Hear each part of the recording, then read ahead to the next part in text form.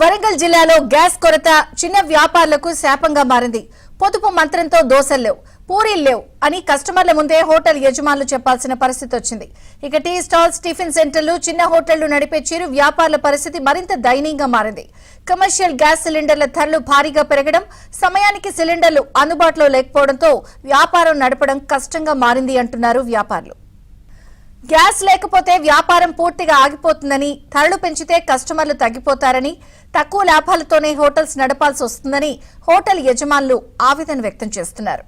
గత నెల రోజుల నుంచి గ్యాస్ కొరత బాగా తీవ్రత ఎక్కువైంది. దీనివల్ల మాకు ఈ షాప్లో 8 మంది వర్కర్లు ఉన్నారు.